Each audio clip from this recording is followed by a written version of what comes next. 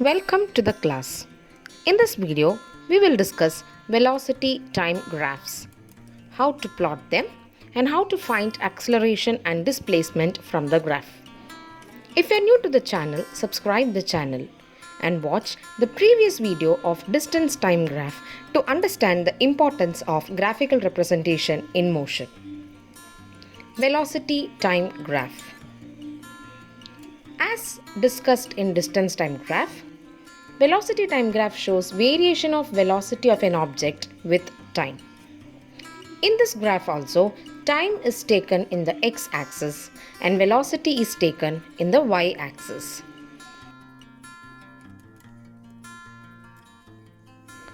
The slope of the graph will give you the value of acceleration. Let us recall that slope is the difference in y coordinates divided by the difference in the x coordinates for a given particular coordinates of x and y.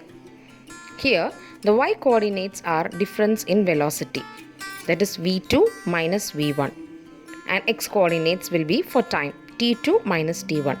Whenever there is a change in velocity, we should know that we are talking about acceleration.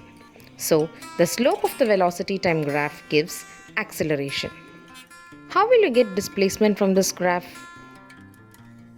In order to find the displacement covered between two time intervals, the area of that graph or the area under that portion of the graph is taken to find the displacement. Let's interpret some of these velocity time graphs shown here. The first one is a graph for an object moving with constant speed or uniform velocity with zero acceleration. Such a graph is a line parallel to the x-axis. For a uniform acceleration or uniformly accelerated motion, the graph is a straight line either starting from the origin if initially the body is at rest, or starting from any point in the y-axis if the initial velocity is not zero. For uniform retardation, the graph starts from the y-axis and ends in x-axis. Let's plot the velocity time graph for the following data. Start the graph by drawing the x and the y axis and mark the points on the x and y axis. Remember, while marking the values on the x and y axis, there should be equal number of divisions between two values taken. The first value in the graph is at 0, 0 or origin. The second value is for x is equal to 10 and y is equal to 5. Find a point, an intersecting point on the graph which starts from x is equal to 10 and y is equal to 5. The point lies here, mark it. Similarly, for the second value also, check the points intersecting from the x and the y axis and mark the point. Follow the step or repeat the step till all points are marked. Now, complete your graph by joining all the points with a line starting from origin. Can you identify the type of the motion from the graph? Yes, the object is in uniformly accelerated motion. Let us try to find the acceleration of the object from the graph.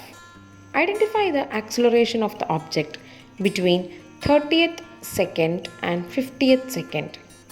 As we have already discussed, acceleration is the slope of the graph, and slope is the difference between the y coordinates divided by the difference between the x coordinates.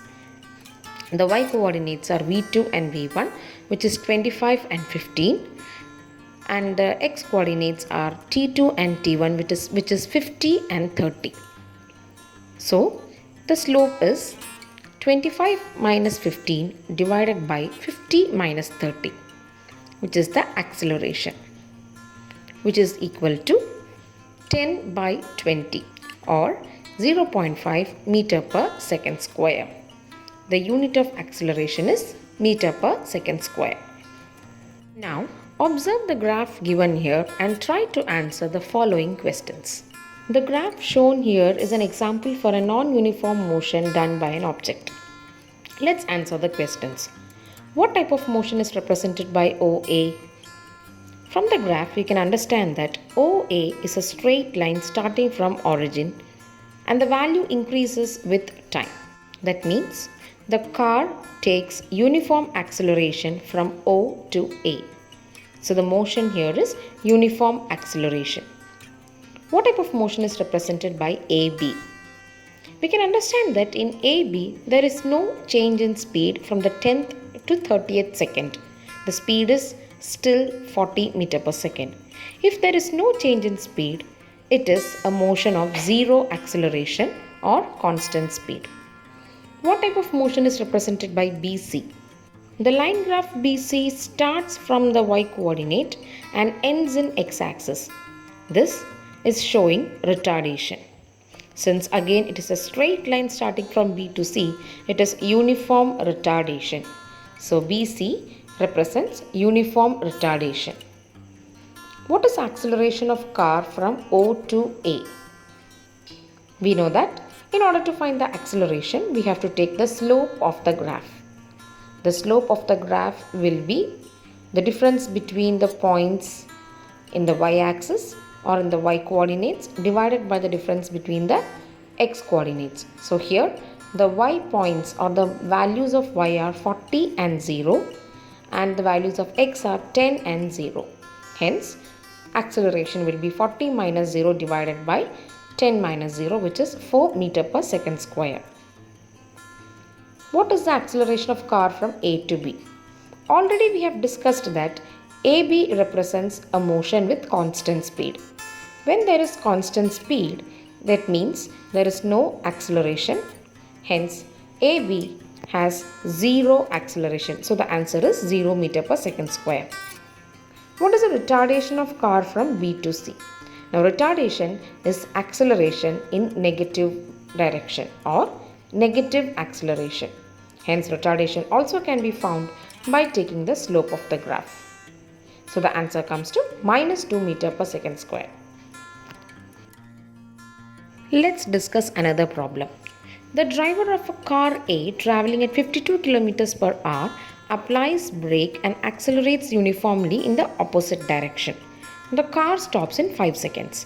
Another driver of car B going at 3 km per hour also applies his brake and stops in 10 seconds.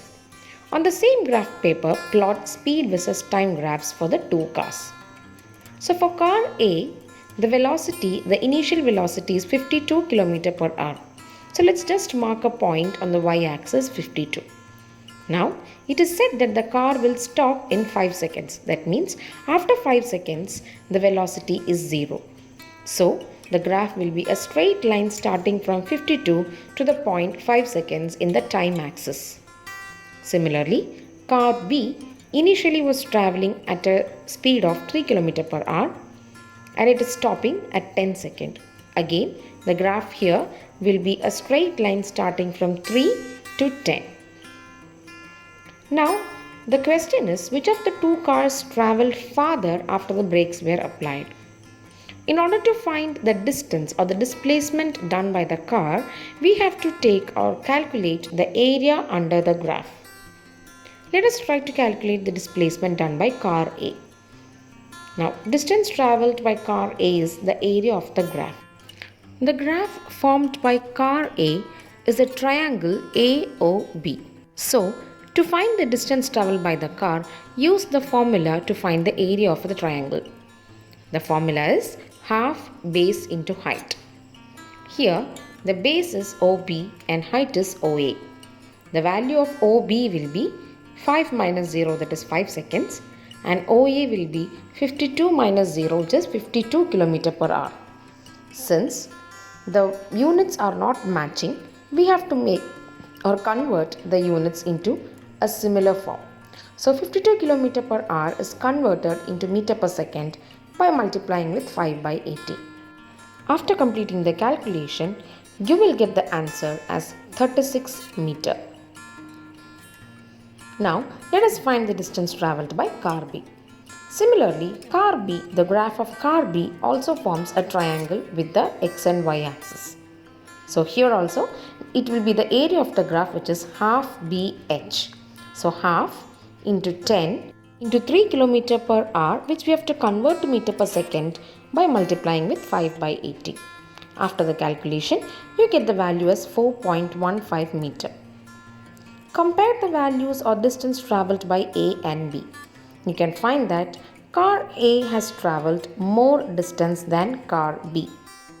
Hope all of you are clear with the topic velocity versus time graph, how to plot it, how to calculate the acceleration from the graph, and how to find the displacement of the object in motion.